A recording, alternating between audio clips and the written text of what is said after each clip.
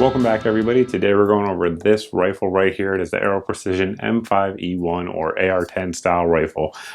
Basically, Aero makes a ton of different models of M5E1s with different barrel lengths, different barrel contours, different handguard lengths.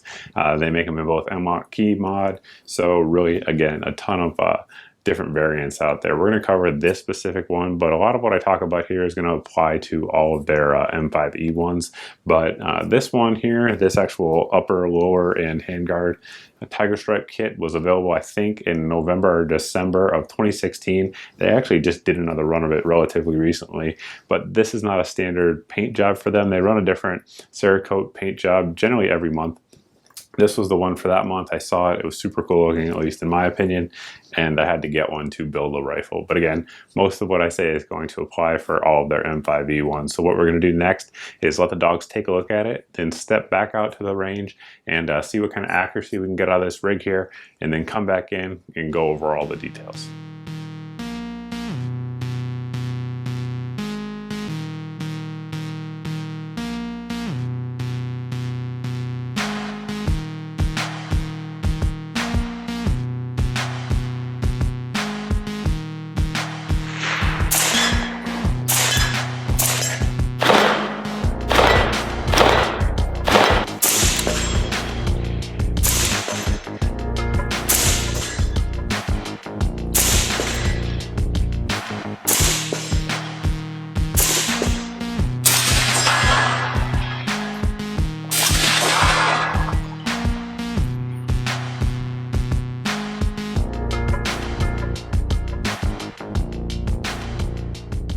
We're going to see what kind of accuracy we can get with this rifle. On there right now we have a Trijicon AccuPoint. This is a 2-10 by 56, so it's got the large objective scope on there, mil dot. It's an awesome scope, really good glass for the money. Sitting in an American Defense mount.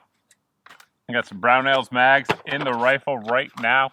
We have 155 grain AMAX loads from Freedom Munitions. This stuff should be pretty accurate. I've had good results from it in the past. Just a note to you guys out there who don't know, Freedom Munitions is now offering a 5% discount to all my viewers with the code down here on the bottom of your screen. So check that out, 5% across the board. Definitely appreciate that. Target down range at 100 yards. Can on the rifle is the Suppressed Armament Systems Reaper, and we have an adjustable gas block on there for those wondering. I do recommend if you're shooting an AR-10 variant with a suppressor, you definitely run a adjustable gas or a reduced gas type barrel. So we have that on there, and it's been running just fine. So I think that's about it. Let's get shooting.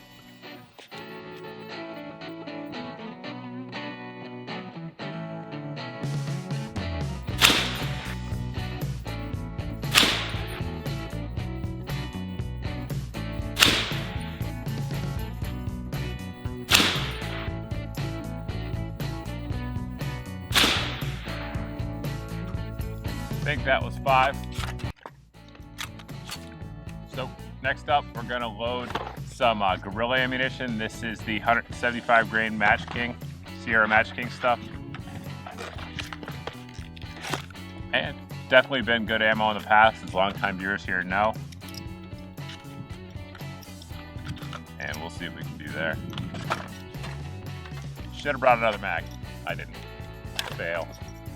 So we're just gonna drive on and have to count them in my head.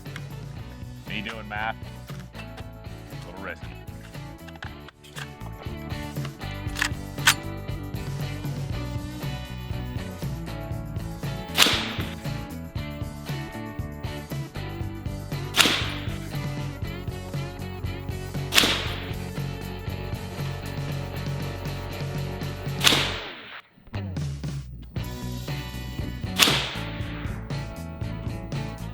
I'll take that group for sure. Next up, we're gonna shoot some Federal 168 grain. This is their Sierra Match King as well, gold medal match stuff. Again, super accurate ammo across the board. I don't think that wants to go back in. We'll let it sit out. So we'll load that up. But from where I'm sitting, these groups look pretty good. Frequently asked question that I guess I'll address while I'm loading this up. People are always like, in the comment section, your gun's not accurate, or you can't shoot, or whatever the case may be, because I'm not hitting my dots down there. So just to let you guys know, I don't, a couple things. Number one, like today, I'm doing the accuracy test for 11 different rifles out here. So a lot of times I'll just get a quick 0. But a lot of times I don't use those holding points as well. So right now I'm holding, especially with this scope here, it's got such good glass, I can very easily see the crosshairs on the paper. So I just pick a crosshair on each side, and that's what I hold on. So a lot of times viewers get upset for whatever reason because I'm not hitting in black dots, but that's not really what I go for here. We're going for the consistency of the rifle and seeing what kind of groups it can get, not if I can hit black dots. So just so you guys know that. I know a lot of you guys know that, but some of you don't because I read the comments. So that's what we're doing. So, all right, let's see how this Federal does. See what kind of group we get. So far, it's looking pretty good.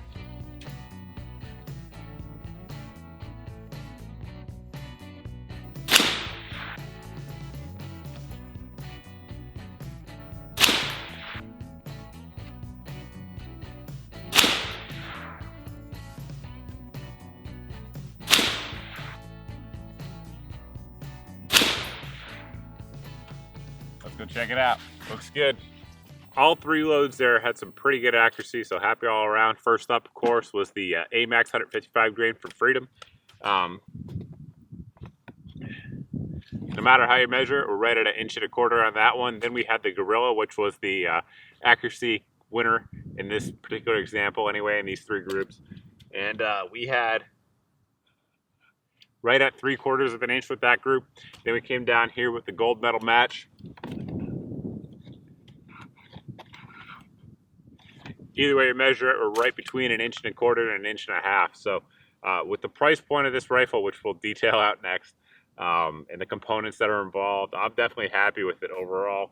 I'd be willing to bet with some, you know, if you experiment with different match grade loads out there, you could probably get a whole bunch of groups just like this one. A lot of you hand loaders out there may be able to even tighten that up even more. So all in all, definitely happy with the results. Getting into the details of the rifle, we'll start out front here. On the end, we have the VG6 Gamma 762 muzzle brake. This one here is designed for 762 and 300 blackout, so it's got the 5/8 thread pitch on there, and you can see there it's got very large ports on the side as well as these vent ribs here on the top. In terms of controlling recoil, it does an awesome job. It's quite loud. It's going to have some flash, but it sort of depends what you want it for. Of course, during this test, we ran it with both the actual brake on here as well as the suppressor, so sort of just depends what you want to do, but I think a lot of folks are going to like that to soften up the 308 recoil. It's sort of hard to tell, but underneath this handguard we have a 16-inch stainless barrel, and this one here is their medium profile. So specifically, one of the things I wanted to try to avoid with this rifle was not having it front heavy, and I know a lot of 308 or AR-10 style rifles out there tend to be, because a lot of the profiles out there on the market are real heavy. So this one here weighs, I believe, 35 ounces total. It's got a 1-in-10 twist, 416R stainless steel. It is MP and HB tested. Really, it's got everything you're looking for in terms of a stainless steel barrel. You guys saw it had real good accuracy out there as well, and overall I like the balance and feel of it out front.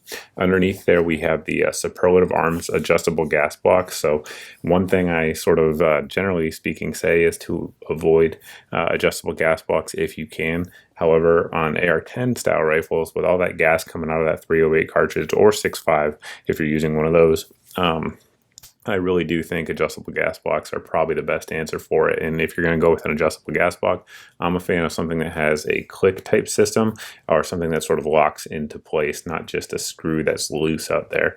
And Superlative Arms does that. It has nice clicks in there. It lets you know when you're actually making a turn in the amount of gas that's going through there. And I have 2 of these. This one here is their stainless model. I also have one that with the nitride finish, and I've had 0 issues with either. Once we got it dialed in, this rifle ran great. The handguards here are going to be Aero's new Gen 2 handguards for the 308 rifles. So a few things on that. Number one, this is the DPMS pattern, as is pretty much anything on this rifle. So your handguards, your barrel, your upper and lower are going to be DPMS pattern, and with the actual handguard itself, it's going to be with the .210 tang. So basically that has to do with just how it sits up and mounts flush. So if you're using all Aero stuff, you don't have to worry about that, but if you're using it with other 308 style rifles out there. It's just something to keep in mind. It is basic DPMS pattern, not the G2 stuff. Everything on here is just going to be DPMS, and then this has the .210 tang on there to fit. Anyway, moving on, these are the M-Lock versions. This one is a 15-inch handguard, and it's Gen 2, so it looks similar to the Gen 1 arrows, but it's got a few differences. Number one, it's got this nice scalloping down the sides. Feels good in the hand. It's not too sharp, but does give you a pretty good grip. We have the quick detach points here at the 3, 6, and 9 o'clock positions for your QD slings. And the thing I like about it probably the most is going to be the way they do the 1913 style rail on top. So this is, Picatinny compatible, so any components that you want to put on there you can, but they hollowed it out a little bit, as you guys can see, and again, that saves weight, which is something I really like, particularly on the AR-10 style rifles. You can see through there and actually see the gas block, but again, mounting the accessories on there, it's going to be just as solid as if you had a standard Picatinny rail, and that's one of the improvements on the Gen 2s I certainly do like.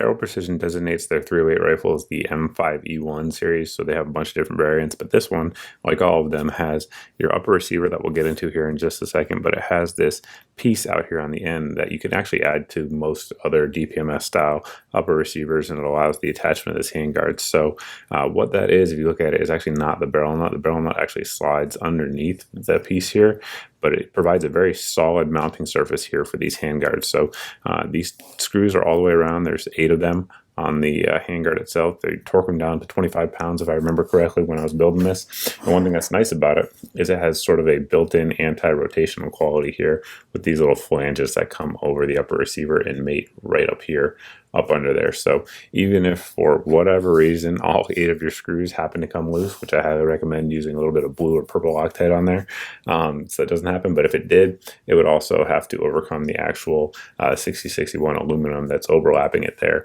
and prevent it from actually turning. So very solid system overall. The upper receiver is made out of forged 7075 T6 aluminum, so mil-spec material on there.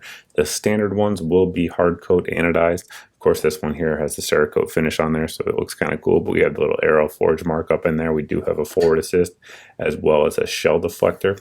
Looking up in there, it does have M4 feed ramps, so to aid in reliability, I'm not sure it's exactly needed on the AR-10s, but certainly it's not going to hurt anything, and it's a nice feature to have. We'll take a look at the parts that actually go into that upper receiver itself. Now, they do make a standard forged 7075 T6 charging handle. With 308, though, in my opinion, you're going to want to take a look at some of these oversized charging handles, and running the charging handle on an AR-15 to clear malfunctions, not a huge deal, even a standard size one. Of course, the larger ones are nice of those as well, but with the extra spring tension and the weight of the bolt carrier group and stuff like that on a 308, these large ones are a godsend if you need to use it. So this one here has the ambidextrous controls, so either one of these latches will activate it and allow you to run the charging handle. It's made of forged 7075 T6, so mil-spec tight material, and overall just works really well, especially if you're running optics or something like that are back near the end of the receiver, and gives you plenty of room to grab onto there. Aero Precision offers a few different bolt carrier groups. They offer this one here, which is their phosphate one. They also offer a nitrided one as well as a nickel boron one. So a few different options out there, but this is their base one, and it's pretty good overall, at least in my opinion. It has a 8620 carrier here. It has a chrome lined carrier and gas key. The gas key itself is 4130 steel. It's got grade 8 hardware there on attaching it, which is exactly what you want. Decent staking, probably could be a little more aggressive, but metal is touching metal, so I don't really see it being an issue there. You can see it has the newer design for most 308s out there. It's kind of cuts a little bit of material off to lighten it up, and it also allows a little bit more dirt and debris to be in your upper receiver and it to still function just fine. So whether or not it actually matters, who knows, but in the lighter weight certainly is good, and it's probably not going to hurt anything. So all in all, good on the carrier there. You can see one thing that's kind of a small thing, but I do like, is that it has the original AR-15 style retainer on there for your firing pin. For those who don't know, this is what originally came with the AR-15s or M16s. They went away from it from cost. I think it's kind of a nice touch there. The bolt is made of 9310 steel. It is high pressure tested, then magnetic particle inspected to make sure there's no microfractures in there, which is certainly a good thing. The extractor on there is made of 4340 steel. It has double O-rings in there and double springs. So that's one of the advances that's kind of come along in the AR-10 style rifles over the last couple of years as well. Just putting those O-rings and springs in there to ensure good extraction. Again, this one's run great once we got it tuned in. And this bolt actually is good for both 6.5 Creedmoor, I think 338 Federal, if I'm correct, and other 308 based cartridges, so it's rated for all those. The lower receiver, just like the upper receiver, is made of forged 7075 T6 aluminum. It's got a lot of cool features going on, so we'll try to get through most of them. Hopefully I don't forget too many of them. Number one, we have a flared magwell, which I definitely like. I say that in pretty much every AR review. If it has it, I compliment it. If it doesn't, I say it should have it. So we have our built-in trigger guard there, and it's nice and wide, so you're not going to have to worry about shooting it with gloves or having your finger scrape on the bottom of it, which does happen for me on occasion. We have our safety selector markings there. It's marked for a 45-degree selector, but the kit that we got on there, and I should mention that this is the Aero Precision 308 carbine lower kit. Now that's relatively important, and the reason I say that is because there's a couple pieces that with this lower, although it's compatible with DPMS accessories, so anything that's going to fit your DPMS lower should work, but there's a couple of special pieces to it. And number one, that's going to be the takedown pins here. They're a specified length for this specific lower receiver, so I do recommend picking that up if you're going to get your actual lower receiver from Aero. And also our magazine catch here, because of the way this is sort of guarded, has that sort of fence around it like the old Colt AR lowers do have. It's a little bit longer there coming across, so that's a special part there from Aero. I definitely recommend you pick those two up. And one thing that you guys, longtime viewers here of the channel, have seen, I've broken actually 2 bolt catches on 308 before, because it's just the mass of the bolt coming forward as well as the amount of gas that's going in the system. It's a little bit different than on your AR-15s. AR-15 parts will actually fit in there, but in general, you're going to want a 308 specific bolt catch if you can get one. It will work for a little while with the AR-15 bolt catch, but with the 308 one, it's beefed up a little bit and it's going to handle that pressure a little bit better. This one has had 0 issues. I'm happy to report that. So that's certainly a good thing. And you can see Aero actually reinforced the area around there as well, because they know that part on an AR-10 is taking a beating. Incidentally, it's also the same on 9mm ARs, for those who are wondering. The trigger itself, standard mil-spec affair. Nothing too fancy, but as you guys saw out there during the accuracy testing, wasn't really hindering us at all. You can see there, just good machining all the way around. Has the little tension adjuster there in the rear if you want to tighten or loosen, I guess. I don't think anyone ever loosens their upper and lower receivers, but you can do that if you want to. It's absolutely not necessary on this one, though. At least my set, they fit nice and snug, so no issue there at all. The grip we went with was the B5 Systems grip. It's got a nice vertical angle to it, which a lot of folks like, myself included. It's very comfortable. It's got the nice high tang, and it also matches our B5 Stop Mod Bravo stock. Now, this stock here is a little bit lighter than the original Stop Mod, which was good, particularly on a 308 rifle. Again, I don't like the rifles to be too heavy overall. Now, the extension kit here and everything we got going on in terms of the spring system and all that is Aero's carbine system. So it uses their 308 carbine buffer, so it's a buffer designed specifically for this system, and it uses their 308 carbine spring. So there is a ton of different ways you can get your 308s to work correctly, if you will. Buffer spring combinations, lengths in terms of rifle length or carbine length. That could be a separate video, but if you're going to go with this system, I do recommend either Aero's rifle system if you're using the rifle extension, or their carbine system here, just to kind of keep it simple and make sure you're not going to have any issues. And as you can see here, there's no dinging or wear or carrier tilt or anything like that going on, which is exactly what you would see if your system is a little bit messed up. We hit most of the details of the rifle with a couple exceptions. I alluded to the weight a couple times. This one here, as you see it, so no sights, no mag, unloaded, no accessories or anything like that on it, comes in right at 8.1 pounds on my scale. So for an AR-10 style rifle, very lightweight, very handy little rig here. The 16-inch barrel, you give up some downrange capability versus an 18 or a 20, but again, it balances a little bit better. depending on where you live, that may or may not be a huge priority. So in terms of reliability, we had excellent results with it. Once we dialed in the Superlative Arms gas block, we had a grand total of 1 malfunction out of about 600 to 700 rounds we've put through it so far. That was with Brown Bear, and it was a failure to feed. So it fed probably, you know, what, 500 to 600 rounds of Freedom munitions, either 150 grain or 147 grain ammo through it without issue. We put about 100 rounds of the Brown Bear steel case stuff through it just to see how it would do. Didn't seem to have any problems with that 1 malfunction, but who knows what that could have been. So total cost on this sucker here, you guys can see the breakdown here on your screen. Now it's kind of important to remember that a lot of things here we could have went cheaper on, right? So if we didn't get the custom Cerakote job, that knocks off $200 to $300 depending on the sale. If we went with the standard gas block, that'll take off, you know, $60 if you don't want to tune it. A couple things. If you go with A2 flash hider, that knocks it down a good bit. If you go with a different barrel, this is one of their more expensive 308 barrels. With the stainless 416, you know, you take off $100 there. So it really depends what you want in terms of components. You can increase or decrease, I should say, that price point by a few $100s. But in terms of AR-10s, this is a very reasonably priced build with very quality components that so far has performed very well. So I'm very happy with it.